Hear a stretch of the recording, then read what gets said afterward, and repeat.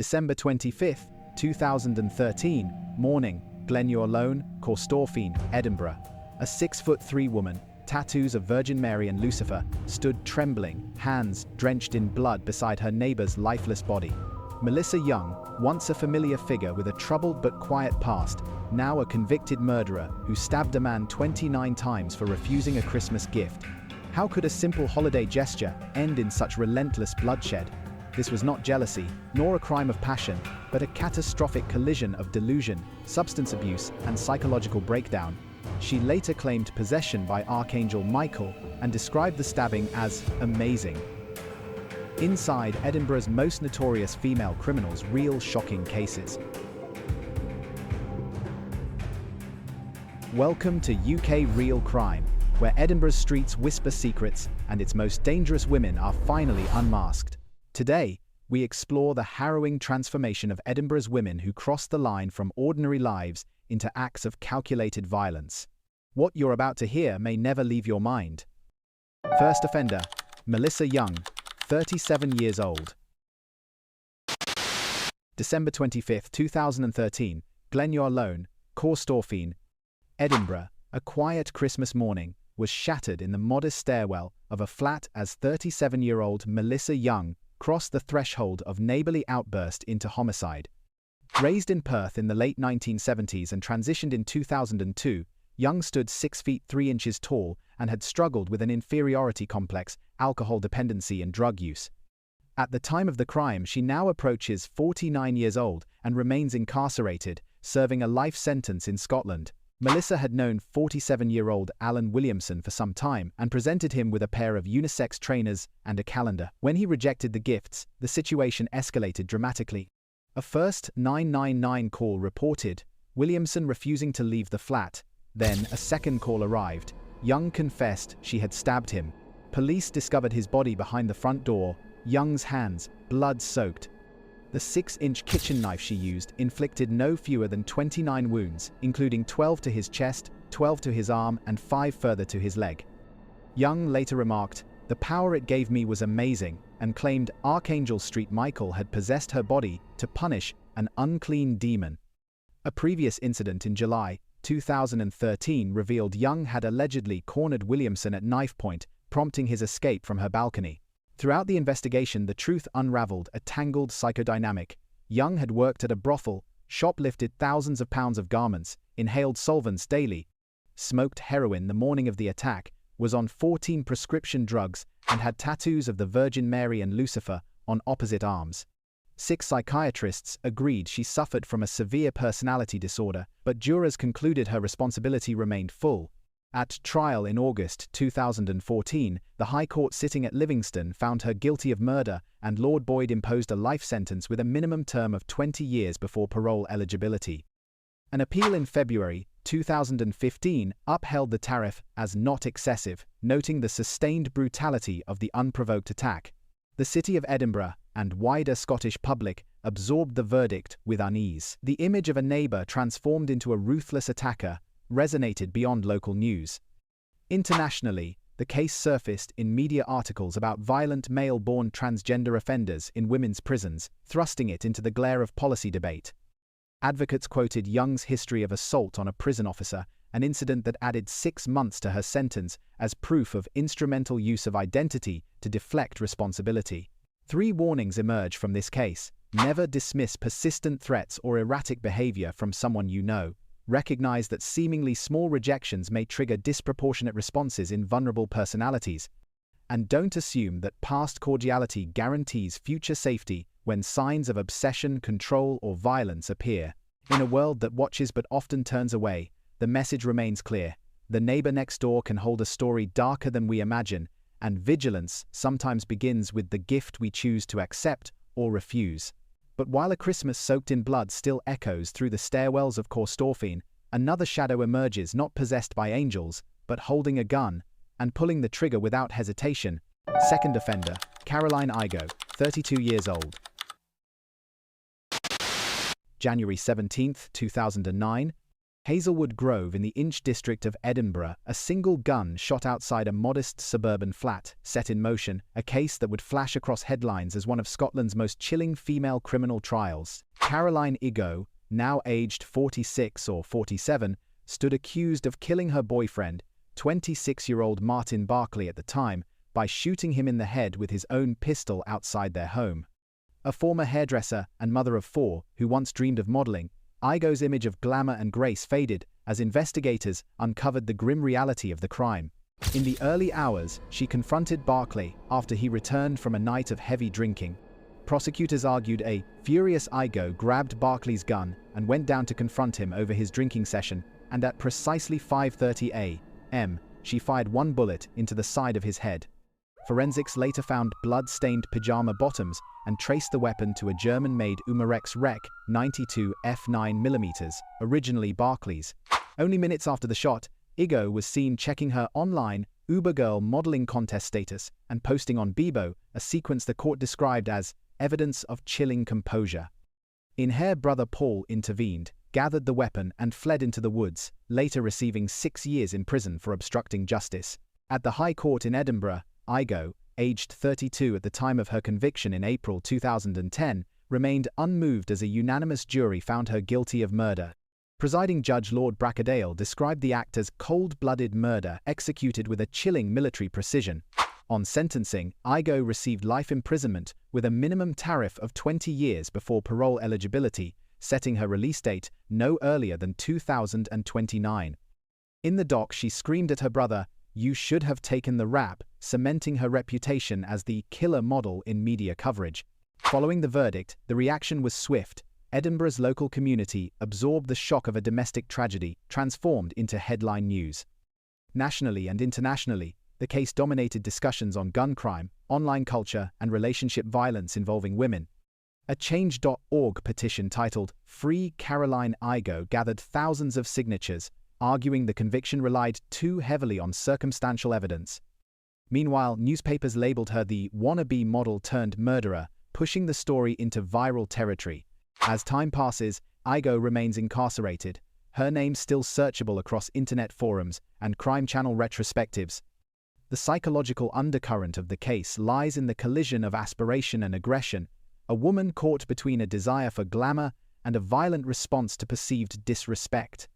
Igoe claimed her temper, once dismissed as drama, masked deeper rage, a pattern of escalation hidden behind social media selfies and glamorous dreams. In a world where social feeds blur ambition and danger, this case reminds us how swiftly admiration can turn into alarm. When trust fractures and obsession builds, the weapon in the hallway may hide more than regret. If one bullet turned a model's fantasy into a nightmare, what happens when a scream of "kill him" echoes through a flat and a man is stabbed 10 times before anyone even reaches for help? Third offender, Ashleigh Wallace, 21 years old. July 8, 2018, Magdalen Drive, Edinburgh. The quiet of an ordinary evening shattered when Ashleigh Wallace, now aged 33 or 34, unleashed what prosecutors called a horrifically violent and sustained attack on her ex-partner. The victim, Stephen Grant, aged 49, arrived at her flat around 6 o'clock and was met by a scene of betrayal and rage. Wallace, once involved in a turbulent relationship with Grant, had accumulated 5 previous convictions before the night the trio cornered him. Inside the flat, the attack escalated. Neighbors heard her shouting, "Kill him, kill him, kill him," and within minutes, Grant had been stabbed 10 times, one wound penetrating his heart, another his liver. Shortly after the brutal assault, Wallace's brother Sean and their accomplice Patrick Herbert bundled the dying man into the back garden, left him there to die, and retrieved his mobile phone to take selfies and sell Valium on Edinburgh streets. Investigators uncovered chilling details. Forensic evidence linked Wallace's pajama bottoms to blood at the scene, and a discrete period of inactivity on her computer indicated premeditation. Grant had previously sought a court order to ban her from contact, claiming she told police, "He battered me so many times I lost count." Prosecutors argued the trio preyed on him, suggesting a motive rooted in control and retribution. Though Wallace vigorously maintains her innocence and vows to clear her name. In March 2019, the High Court in Edinburgh found Wallace, then aged 27, guilty of murder. Her minimum term was set at 18 years before parole eligibility, meaning she cannot apply for release until at least 2037. At sentencing, the judge assessed the unrelenting nature of the assault and the lack of remorse exhibited by all three defendants. The verdict provoked a wave of reaction from Edinburgh's local community, from solemn reflection at the sentencing to shock headlines nationwide. Internationally, the case surfaced on true crime platforms as a stark example of intimate partner violence and the dangers hidden behind the facade of familiarity. Media outlets described Wallace as the killer ex-girlfriend, whose smiling social media past masked lethal intent. As the story reverberates across millions of YouTube views and crime documentary playlists, the undercurrent of Wallace's behavior draws attention, ambition, resentment, and deferred frustration converging into violence. A former lover or friend, transformed in a moment of lethal escalation, her psychology underscores how familiarity does not guarantee safety. If you sense abrupt changes in behavior, a refusal to accept rejection, or hidden threats masked as comedy, the name Ashleigh Wallace reminds us that danger sometimes arrives via the familiar path. From betrayal in a bedroom to blood in a backyard, the violence spirals, and next comes a night of drinking that turns deadly, with a shattered bottle and a single, fatal stab to the heart. Fourth offender, Seka Ritchie, 30 years old. April 16, 2015, Primrose Street and Marksman Bar, Leith, Edinburgh. What began as a simple invitation for a drink spiraled into a vicious, unprovoked murder that would grip the city. Seka Ritchie, now aged 41 or 42, had already threatened the victim once before, yet no one predicted the brutal escalation. Ritchie, unemployed and known locally for aggression, was approximately 31 or 32 at the time of the crime. Her previous record included a life-endangering knife attack on the same victim 12 years earlier. On this evening, she and her then-girlfriend, Tracy McLean, were invited back to the flat of Alexander Duncan, aged around 60, after consuming vodka at the bar. Inside the flat, Ritchie smashed a bottle over his head and then stabbed him in the heart, one wound described as penetrating the organ fatally. Surveillance footage and witness testimonies noted Ritchie acting quite excited as she washed blood from her hands at the bar later. Duncan was found dead 3 days later, discovered by his partner. Ritchie was arrested on May 1st and charged with murder and attempting to pervert the course of justice. McLean, though present, was later cleared of murder but convicted of obstruction. Investigators pieced together the timeline, a chance-seeming encounter that bore echoes of a cold and calculated revenge. The judge noted, Ritchie had once assaulted Duncan to the danger of his life, which indicated a capacity for extreme violence beyond the spontaneous. Forensic traces of Duncan's blood on Ritchie's clothing and her own contradictory statements undermined her defense. At the Edinburgh High Court in June 2016, aged 32, she was convicted of murder. Her lifelong sentence carried a minimum term of 17 years before parole eligibility in 2033. The court heard disturbing testimony that Ritchie had betrayed Duncan's trust. "She used to call me friend," his daughter said, and then turned something darker. The community in Leith and the wider Edinburgh region absorbed the verdict not just with relief, but with shock at how easily familiarity turned to lethal violence. Media headlines turned the case into a viral spectacle. Leith's bottle murder trended online. Discussions circled male-female violence in domestic settings, and international true crime channels cited the case for its stark portrayal of sudden escalation. Commentators pointed out how Ritchie's patterns of assault and ease with prior violence raised systemic questions about warning signs. Legal forums across the UK referenced her trial when discussing organised crime and prior offence aggravation. A key psychological dimension emerged: Ritchie's fixation on control and dominance, her past vendetta against the victim, and an almost gleeful shift into violence. The fact she had been able to stab a trusted associate, then stroll to a bar as though nothing had happened, reveals a chilling detachment, a reminder that the most dangerous individuals may operate under a veneer of normalcy. If we pause and reflect, never assume past cordiality means safety, never dismiss a prior violent act as isolated, and never ignore the risk when alcohol, past offences and one-sided control mix unchecked. The story of Seka Ritchie lingers. As more than a crime headline, it's a prompt for awareness, for looking beyond surface-friendly interactions, and for remembering that the neighbour, the friend, the familiar can hide lethal consequences. When the one who once called you friend becomes your killer, trust collapses. But some fires start slower. What if revenge came quietly slipped through your letterbox in the dead of night? Fifth offender, Hilda Robertson, 35 years old. December 12, 2001, Ratho, Edinburgh. What began as a property dispute between neighbours ended in a firestorm of revenge that now serves as a grim example in women in crime documentaries worldwide. Hilda Robertson, now aged 57 or 58, had lived for years on the same street as 24-year-old Gail Ross, who was 24 weeks pregnant when she died.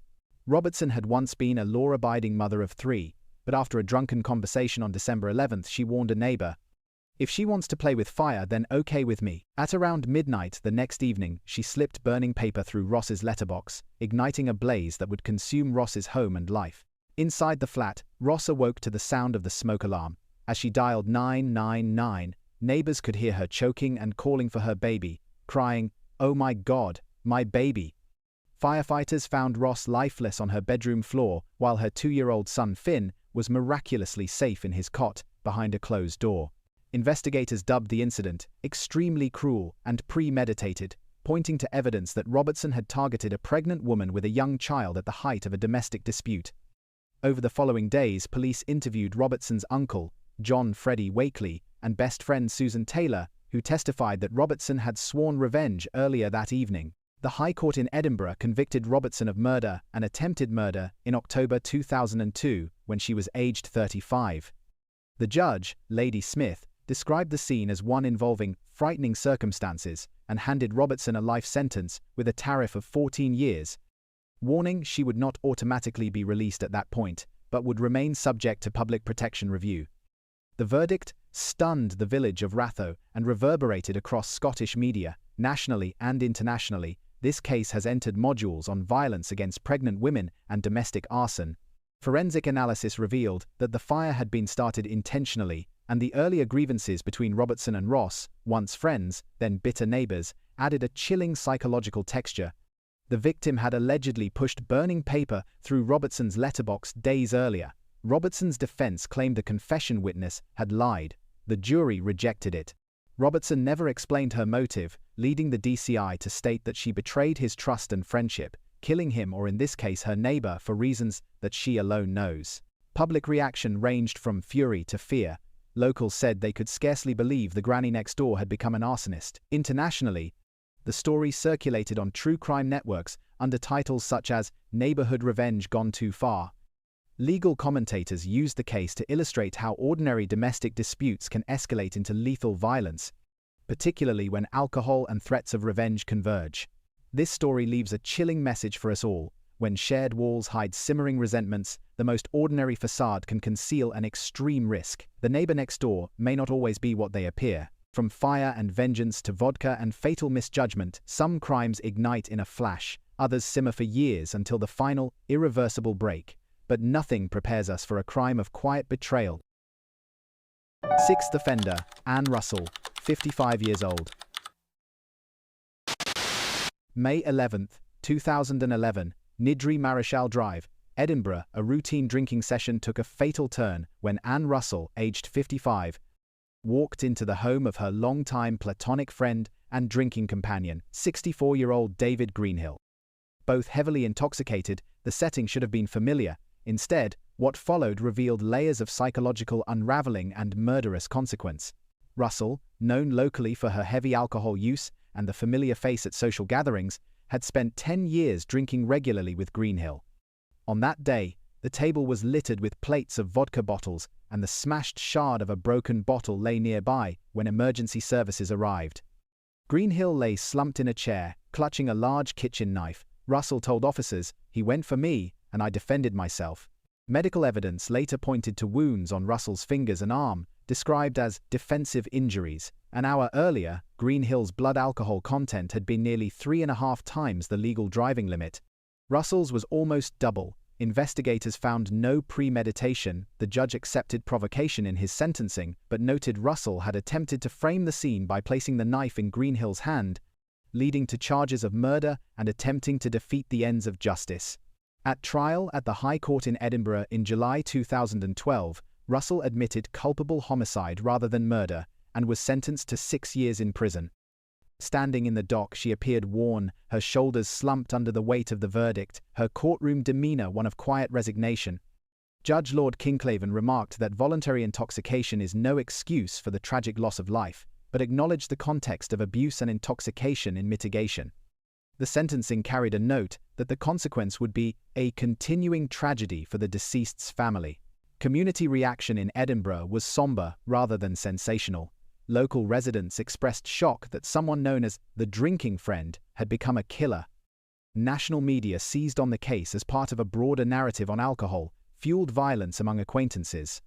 Recorded discussions circulated internationally via crime documentary channels. Terms like flatmate tragedy and drinking session murder trended on YouTube and social media, pushing the story into viral territory. Psychologically, Russell's behavior reveals a fracture between familiarity and fatal reaction. She and Greenhill shared years of companionship, yet, under the influence, the dynamic flipped abruptly. Russell's claim of self-defense was partly grounded in her history of being battered by him. She once said she lost count of the times he attacked her. The cocktail of alcohol, unresolved rage, and a trust betrayed created a perfect storm. To the very end, she looked like someone hiding behind excuses. To investigators, she became the perpetrator of a fatal hangover. In the end, the message is clear. The friendly face in your drinking circle may harbor past resentment. The night's laughter can hold a buried threat. And when substance, anger, and power dynamics meet, tragedy may be closer than we imagine. And just when you think the most chilling crimes are done with fists and flames, another emerges built on silence, luxury handbags, and over £1 million hidden beneath a criminal empire. 7th offender, Margaret Paterson, 61 years old. March 23, 2013, Edinburgh. The story of Margaret Paterson, age 60 at conviction and now 61, reveals an underworld of power, profit, and exploitation that operated for over 9 years under the facade of respectability. Known as Madam Moneybags, Paterson ran a sophisticated prostitution and escort empire from a flat near Edinburgh's Ritz Hotel, laundering more than £1.2 million and spending nearly £500,000 on designer goods. She appeared impeccably dressed, well-spoken, a picture of middle-class grace, yet investigators uncovered an operation described as remarkable in its scope, sophistication, and organization. The enterprise began around 2002 when Paterson and her partner Robert Munro founded Abella Escorts behind a convincing facade near Grosvenor Street. By September 2011, a police raid exposed a 7-foot pile of 400 designer handbags, 100 boxes of unused luxury shoes, and over £200,000 in cash stashed at her home. Victims of her operation were young single parents in dire financial straits, told the jury that Paterson did not care about their situation while she profited. The crimes carried aggravation for serious organized crime. Paterson, Munro, and Ian Golan exploited vulnerable women in what one judge called a cynical business model. In court, the prosecutor laid bare the evidence: bank records, jewelry, handbags, and the scale of laundering. Paterson's QC argued she suffered from chronic depression and had fought serious cancer, claiming she provided a service that was virtually a social service. She continued to insist none of the women were compelled, but jurors rejected her defense, finding her guilty of brothel keeping, money laundering, and living off the earnings of prostitution. In July 2013, she was sentenced to 5 years in prison, standing in court as the once-adored Madam Moneybags endured the collapse of her empire. Reaction in Edinburgh and beyond was swift. National media seized on the image of a glamorous woman entwined in criminality. Her luxury-laden wardrobe, juxtaposed with the desperate lives of her victims, made her a viral case on true crime forums. Internationally, the story featured in documentaries under the tag Female Crime Boss Scotland, highlighting the use of the Proceeds of Crime Act to recover more than £780,000 from her estate after her death in September 2019 at age 66. Financial crime units across Europe noted the case for its blend of glamour and organized exploitation. Paterson's psychology revealed a stark contrast: outward poise, inward predation. The vision of never-ending luxury, the insatiable lust for cash, and the ability to mask violence behind elegance speak to a deeper moral collapse. She built herself a kingdom of handbags and money, while the lives of women she exploited remained invisible. That blurred boundary between image and intent makes this case both compelling and cautionary. This narrative isn't just about crime, it serves as a reminder that power and profit can corrupt invisible pathways, the designer label disguising the criminal ledger, the respectable address hiding an exploitative racket. But not all villains carry knives or strike in anger. Some wear office badges, send polite emails, and quietly steal nearly £1 million, one false invoice at a time. Final offender, Emma Hunt, 37 years old. June 28, 2023. Edinburgh, a modest office in the Scottish capital, became the scene of a headline-making crime that exposed betrayal, excess, and a sophisticated fraud scheme, unlike those commonly featured in viral crime stories. Emma Hunt, now aged 39, sat in the dock wearing a plain grey suit and a faint expression of regret as bailiffs entered her past luxurious lifestyle into evidence. An office manager earning little over £1,800 a month, she had built a facade of wealth by claiming to run a successful cleaning company while secretly embezzling nearly £900,000 from her employer McLean Properties. Between May 2016 and January 2019, Hunt diverted rent payments, collected fake tenant deposits, and created bogus business invoices, a financial thriller in real life. She used the funds to buy 2 luxury cars, including a BMW, stayed in high-end hotels, spending over £23,000, splurged £6,730 on Louis Vuitton items, and threw a £40,000 Halloween party at Fenton Tower. Her defense claimed she was merely buying friendships with stolen cash and had been authorized by a deceased boss to spend the money to cover up wrongdoing. "He told me to buy silence," she testified. The jury rejected her claims of victim-less crime, concluding the elaborate, business-style criminal enterprise required a custodial sentence. Police Scotland investigators described the scheme as a brazen example of financial crime, and forensic accountants discovered £91,596 siphoned into her brother's farming contracting business. Over 45 separate transactions, including a bulldozer purchase. The fallout began when a tenant queried an odd payment in 2018, prompting McLean Properties to alert authorities and triggering a prolonged investigation supported by digital evidence, bank records, and interview transcripts. At Edinburgh Sheriff Court in August 15, 2023, aged 37, Hunt was sentenced to 3 years imprisonment. Sheriff John Mundy declared, "A custodial sentence is the only option given the serious abuse of trust and substantial losses." Though she initially denied the fraud, Hunt later pleaded guilty and agreed to repay funds under the Proceeds of Crime Act.